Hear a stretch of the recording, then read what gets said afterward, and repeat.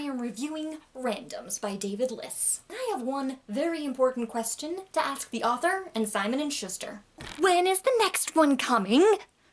When? Fair warning, dear reader. This is the beginning of a series.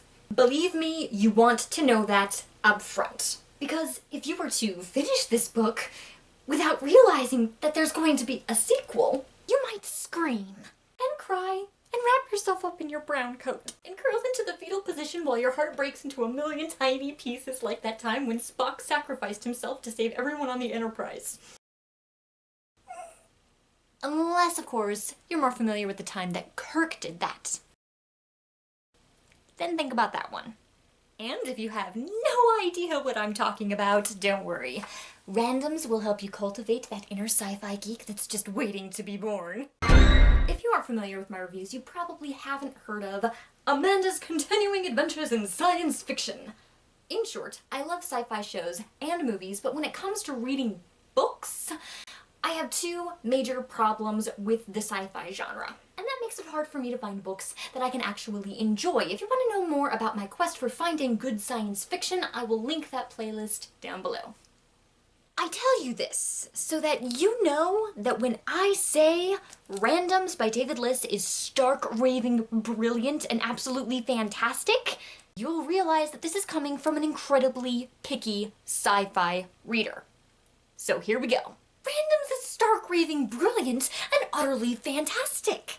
12-year-old Zeke Reynolds has just discovered that we are not alone in the universe. And he's been selected to go to an off-planet school for an entire year with 3 other delegates to see if Earth will qualify to join the Confederation of United Planets. So what makes this book so fantastic? A big reason is how Liss plays this straight to sci-fi geeks. The Confederation likes to drop hints to planets that they think will be potential allies in the future, and they've been feeding Earth details about the galaxy beyond their own planet for decades through popular sci-fi television shows. And Zeke, the proud son of an uber sci-fi geek, is realizing just how much his useless sci-fi trivia is about to come in handy. Sci-fi peeve number 1. Techno jibber jabber jargon that all sci-fi authors will insist on describing in depth with their PhD-sized science geek brains. I sucked at science in high school. It all goes over my head. Liss completely bypasses this peeve by relating or comparing most of the technology within his story to the technology in sci-fi television shows. I think every show from Star Trek to Stargate to Babylon 5 were all dropped at some point in this book. Even with the shows that I wasn't familiar with, Liss was able to relate the specific uses of the show by demonstrating a scene from the show, so I got a good understanding of what exactly it did, even though I didn't understand the techno jibber-jabber jargon. Sort of a hands-on learning experience with geek culture. But Liss didn't just steal or borrow technology from television shows, but he breaks down the technology from the television shows, takes the seed of the idea, and then extrapolates on that for his universe to really play up the idea that they've been planting all of these ideas in our head all along. He also creates plenty of original technology, so it's not like he's just ripping off the existing sci-fi culture. Honestly, it's super clever and it works. Sci-fi peeve number 2.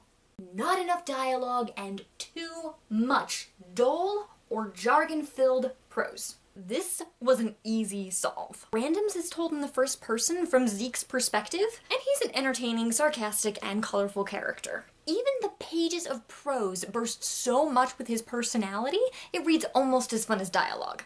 I know I'm raving on and on about the brilliant sci-fi side, but trust me, the story would be nothing without the clever storyline, the fantastic characters, and all of the twists and turns. Zeke manages to not only get on the Confederation's bad side, but also become public enemy number 1 to their biggest enemy.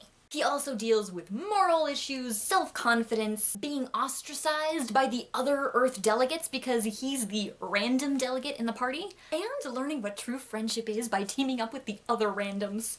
What makes the story work so well, I think, is just the fact that Zeke is such a huge sci-fi geek, and throughout the story he is geeking out over everything. Page 401, for example.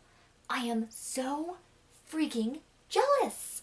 I realize I'm geeking out quite a bit about this too, but I want to stress that you do not have to be a complete sci-fi geek to enjoy this, I promise. If you're just a little bit of a sci-fi geek, that's fine. You got a few episodes of Firefly and it was okay. You only watched the new Star Trek movies? Maybe you like to watch Star Wars just fine, but you don't necessarily own, say, your own Millennium Falcon? If you have even a passing interest in sci-fi, you will love this. The story stands on its own, and all of the geeky references are explained naturally, so you don't feel like you missed the punchline.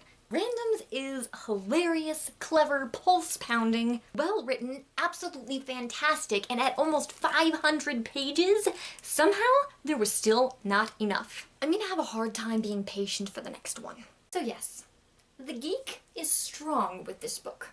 Randoms by David Liss gets 4 out of 5 stars from me, and the only reasons it didn't get all 5 are because it continuously mentioned evolution as a way for all of the sci-fi goodiness to come about. A genre staple, I know, but still. And because I'm not a huge fan of a 12-year-old romance. Other than that, this book was practically perfect in every way. Randoms by David Liss, 4 out of 5 stars. Beam me up, Scotty. Hello down there. That's all, folks.